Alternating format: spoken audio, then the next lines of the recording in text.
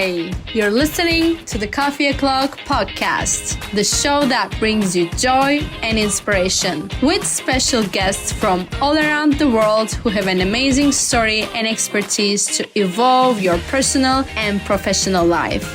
I am your host, Burcu Onaranel, the founder of Joy Marketing and Coaching. Make sure you grab your coffee and get ready to explore new ideas. Let's get started. Hello everyone, Coffee O'Clock. I am with Deepti Pahwa today, who is a dear friend of mine, and she is a great networking expert. That's what I want to call her. She's with so many other titles. She is known as the Professor of Innovation and Entrepreneurship, and I want to have her introduce herself. But first, I want to welcome her. Welcome, Deepti. Let's do cheers. Always first cheers.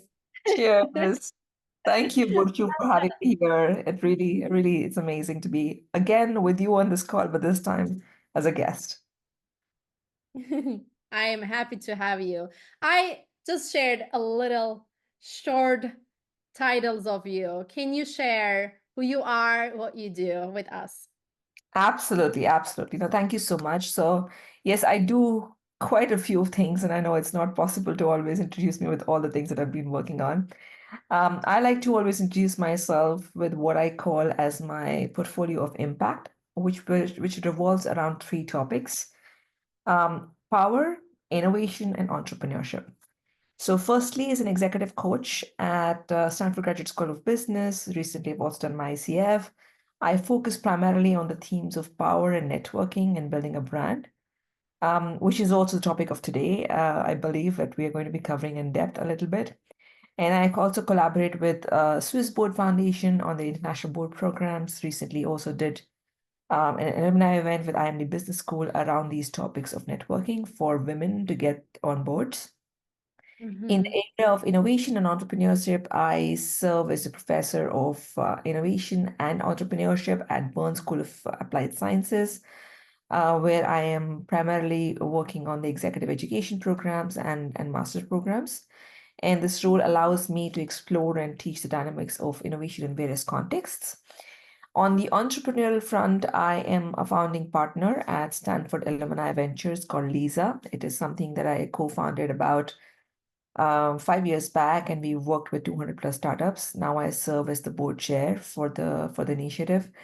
And moreover, I have a research affiliation with MIT Media Lab, where I'm also involved building and working with their AI venture studio program. And a little bit about myself. I am originally from India. I have lived in Europe for the past 18 years, 10 years in Germany, 8 years in Switzerland. I have first-hand experience with some of the common challenges that immigrants have moving to different countries and then kind of, finding their way. So I'm happy to speak about that as well. And I am also looking to sharing some of the insights I've gathered as, in my executive coaching role, specifically around networking. And I think that's something that you said would be interesting for the audience today. Yeah. You see, she is a lot of so many amazing things. And I have to say, Deepti, since I met you, I have been following you. It's been a couple of months, and how you position yourself on digital platforms. This goes to the branding and how you created these things that you explained: platforms, collaborations, schools and coaching and companies, everything. My very first question, and I think my audience are very curious about that as well: how did you get into this? Like, how did you become so powerful and successful in networking? Great question. I get asked this question almost all the time, and to the extent that sometimes people feel, why and how do you manage your time to do all the things that you're doing right now? And my first answer to the second part of the question is like, how do I even make time for all these things today? Is really time boxing. I have realized over the years that I've been doing all of these things that the only way to manage that is by carving out times and carving out specific time for networking, for brand building, which most people believe is, a byproduct. In my opinion, it's not a byproduct. It's something that where you start with. And just like we build fitness routines around, okay, let's do a Zumba class on Sunday, or let's do a swimming class on a Saturday. We could simply, in the same way, also make routines around, let's do a networking lunch every Friday, or spend 2 hours every week doing anything that is around building relationships and boxing your time around that.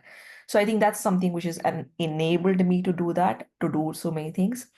How I got started with doing that is actually a totally different story. Like I said, I'm an immigrant, and I came from India to Germany and then to Switzerland. I had always been initially working in corporate jobs, studied design, and always wanted to do more in design. But the more I was growing at the higher levels in my corporate roles, I realized there was often a glass ceiling, one being a woman and the second being of immigrant background. So it was like, double level of challenges that I often faced. And I wanted to do something around that. And that's when I actually did one of the courses at Stanford Graduate School of Business that changed my life, which Mhm. is known as Power. And after doing that course, it told me a little bit. The course was all around topics, how to brand yourself, how to build networks, and what is important in life, and most importantly, that people are the name of the game. Your expertise is great, but eventually, wherever you get to is not about what you know, but who you know. And the moment I started paying attention to those things started to change for me, even in an area or on a in a country where I felt I was not at home. I started building relationships that started to, get me ahead. So once I realized that, my only mission in life was how I can now pass that knowledge on to others and amplify the voices of underrepresented groups, specifically women who face the challenges that I faced. And so after that course, I started doing coaching at, in the same class at Stanford, but also expanding my expertise outside of that school.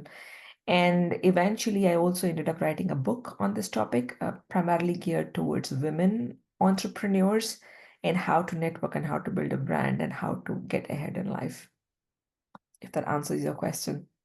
Yes, very much so. And that leads to my second question, because I am an immigrant too. I'm originally from Turkey. I lived in the US for 4 years. Now I'm living in Hungary. So I know the pain points of being an immigrant and being a woman in another country in this century. So and the power of networking and everything.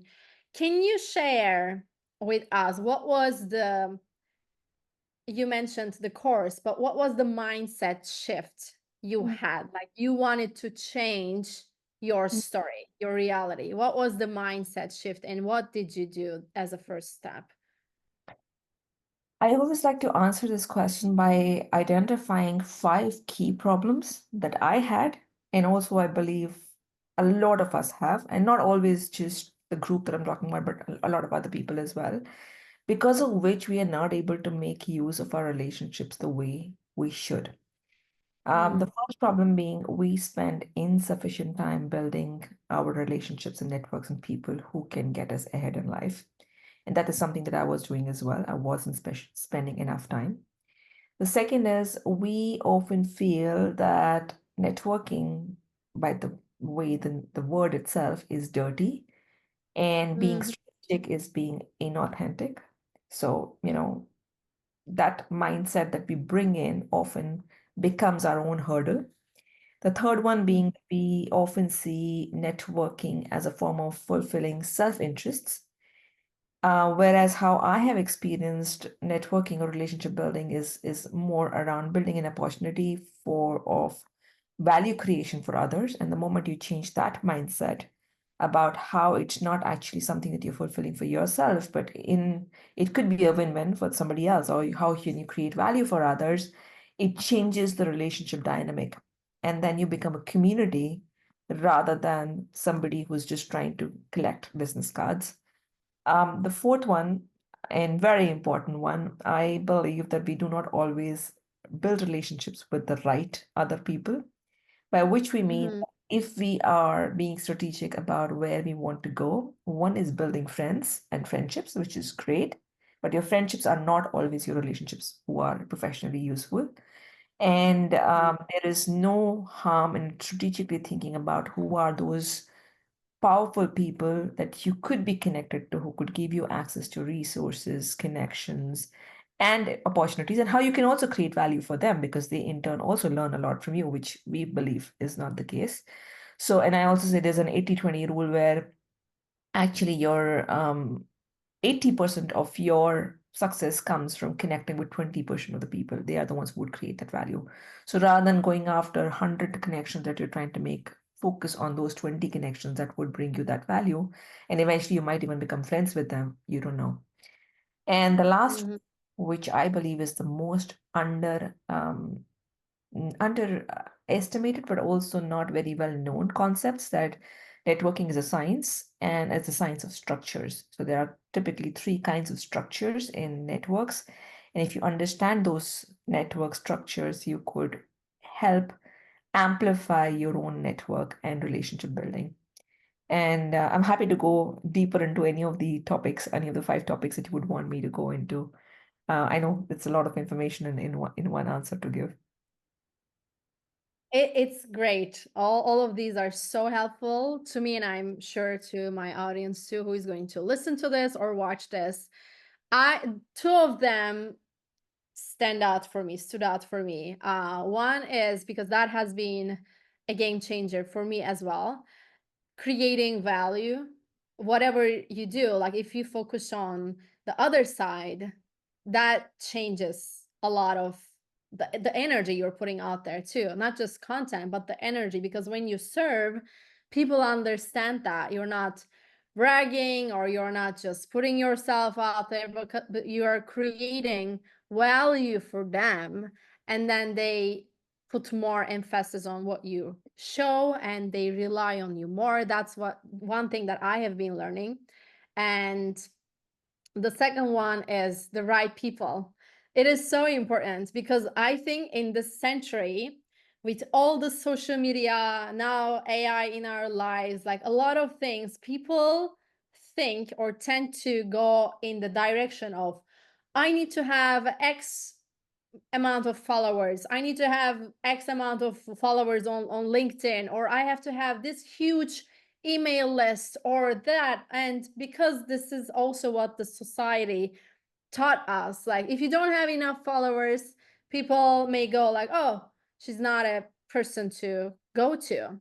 But then if you think of what you said, that small amount of people can introduce you to the people that can really make a difference, not in your world but in general, in everybody's world. And I think one of your mission as an immigrant woman is to make a difference in women's life. Can you talk a little bit of that, because I think that is very powerful and vulnerable and at the same time emotional, but I want to hear your experience and how you're making a difference in where you are. So, I mean, I'm trying to understand the question. Do you mean that how do I create networking opportunities for the women who are immigrants, or if that is the question? Yes, and in general, how do you empower them to So there are two always. ways that I do that. One is, of course, like I said, I have been an executive coach for a while for, certain institutions, but at the same time, I extend my mentoring and also coaching to specifically women. Right now, I'm mostly engaged in getting more women on boards. That's one of my one of my missions, that how can we get more women on boards, because that's where, that's the highest level of power one could have in a company or in society as well. So that's where I've been putting my efforts. And I've also been very specific about how I can help women entrepreneurs in particular as well, in terms of empowering them and passing out the knowledge that I've gained around specifically building the Stanford Alumni Ventures program, that, what are the things that are commonly talked about and looked into when women, or not just women, when founders are being evaluated, and how women can stand out and kind of gain their power there. So these are two areas where I've been working. And one of the common advices that I give to people in general, but also women often feel that if they are not already in a position of power, or if they're not already creating a lot of value, if that is what they believe, okay, it's actually not true. There is a lot that they can do by way of reverse mentoring. So even if people who are at very powerful positions, they're always looking to learn more from people who are not yet there, because they often are very far removed from the reality on the ground. So in exchange for their mentorship, they're more than happy to learn more from also younger people who can talk more about technology, what's happening on the ground, the real issues in terms of diversity and biases they face. And there is often an opportunity to build a reverse mentoring, which most people do not think about. Mhm. Also, another way of connecting with people, when we talked about creating value for people, is by way of creating visibility for them. As an example, right now you were interviewing me, which is to say you're creating an opportunity for me to talk about my work, which is building visibility for me, but it is also a win-win for you. So these are the kind of things that one could do, and it's in everybody's hands to create such opportunities. So I Exactly. create visibility for others, or even if you know somebody or some place or your companies or making any sort of panel events or some sort of conferences, can you invite powerful people to those events? And by way of doing that, you're creating value for them. So building visibility. The third thing, which we do not often think about, is that we all have networks that could benefit somebody else. How can you cross connect people? I mean, that's another thing that most people do not very easily think about. But facilitating those high level networking and leveraging your own network for the benefit of somebody else, I call it, but also it's a term that is already existing. I haven't coined it. It's called super connector. How can you be a super connector? And just by way of becoming a super connector, you could be very valuable to communities, to people at individual level. So that's another way of doing that. And all of us have some expertise in whatever industries, or the work that we've been doing. How can we create some sort of curated, personalized insights, trend reports for the people, or share some knowledge? Again, that's another way of creating value. And creating value is much easier than what people think, and that's one of the first things that I tell people, that you can actually do that and invest in relationships through value creation, rather than going and making an ask about what you want. Mm-hmm. Yes, these are great. And also the connection part.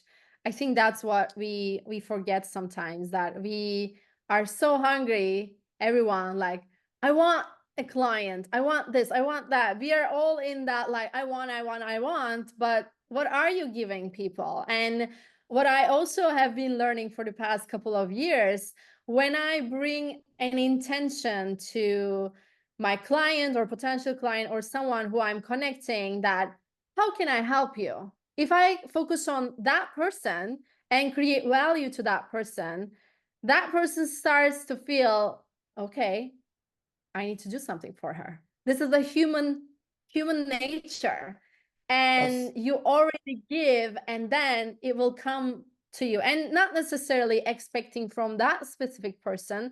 It can come to you from another way because you're already giving. And I think that is super powerful to do. It is the same to put value out there, create value for others, and then you never know what opportunities you get. And yeah, what are you And going to say? to that point, I wanted to say one more thing, which is very interesting as well. And I think you and me have had a separate conversation around that topic before. That it is also, most of the times, people have very limited and very known circles they operate in. And that's where the same people have the same connections and the same opportunities and the same resources, and they cannot help you much with that. And there is something which is known as weak connections, which is people who may be your alumni, your former colleagues, people you meet in conferences, networking events, people who you engage with, as part of certain training programs, your neighbors, your parents of your children's, children's friends, your religious communities, your local communities, your church communities, your accountant, lawyer, banker, all of these people are also your networks. And we do Yes. think about creating value for all of those people and finding ways to get to those diverse networks, which are already connected to us in some way. But we don't believe that there are, we do not invest enough time to build meaningful relationships in those areas, which can often actually, those diverse networks can get us to much bigger opportunities, connections in life because they're naturally not in that competitive environment where your professional relationships are. So there's higher value also in terms of receiving something there. So yeah, I just wanted to add on to that what you were saying, that who exactly you approach is also that matters, and how do you use those network structures also matters. Yes, thank you for adding that, because that is the blind side. We don't realize that they are right here, and we can do something for them and they can do something for us at the same time. And I have one last question, but a very deep question, because I know you're very good at building a digital brand, building a personal brand. And sometimes when we share value or information, I feel like a tiny line that we shouldn't across to, like over deliver, or not seem like, oh, she's just putting a lot of information and she's not somebody that we can rely on. Like, how can you create a value, create content, deliver something, but at the same time keep yourself as a high level brand? Like, I don't want to sound like, oh, high level, but I want to sound like quality, like she is a good person to go. Like, how can you build that brand? What is the secret? Great question. It took me a lot of time to understand as well exactly what are the kind of people who have great brands and how do they actually curate those brands. And there's something that I have found. One is a very obvious thing that I would say, which which is very obvious, but most people do not know how to get to that, is focus on your unique value and strengths and experiences. Everybody says that, right?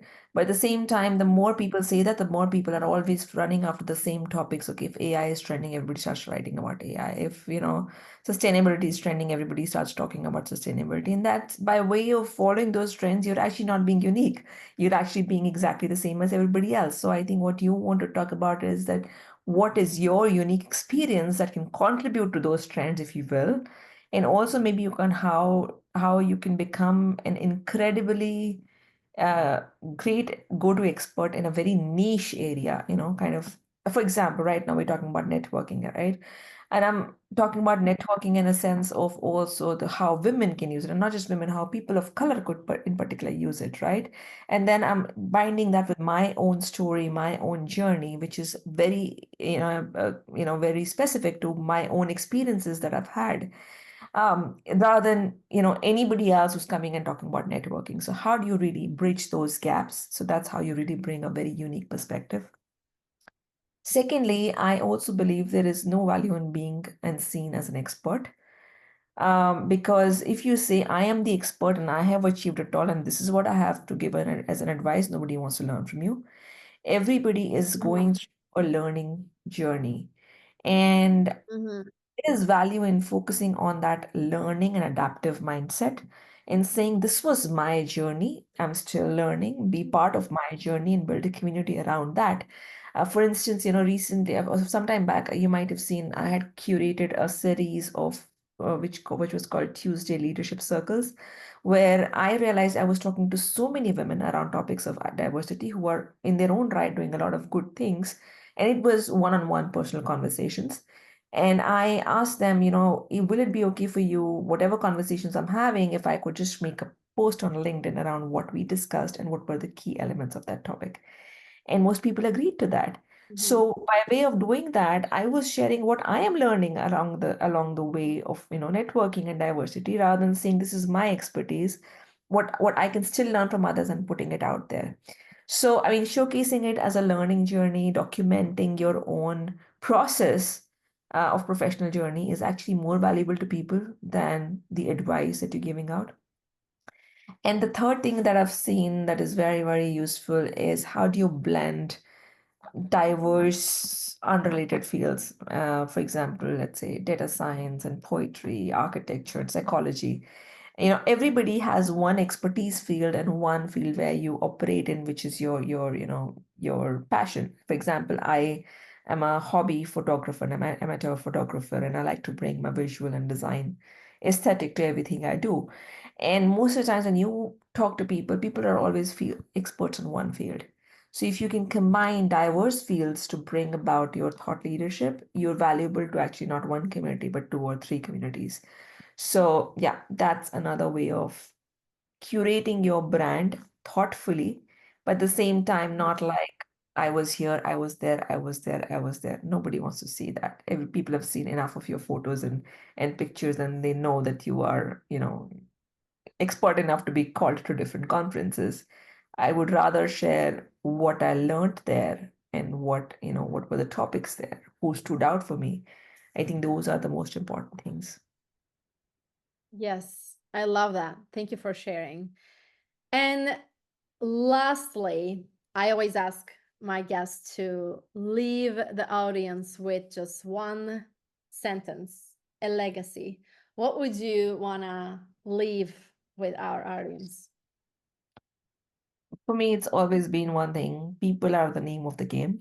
So invest in people and invest in learning more about people, being curious about people. And because when you're curious about people, then you also learn a lot more about things that matter to them. In that way, you can provide more value, but you can also connect with them on a different level. So that's something which can get you through any door. It's about people. Very true. I love that. And how people can reach out to you, Deepti. I will put all the links below the show. And if they want to work with you, where is the best place to reach out?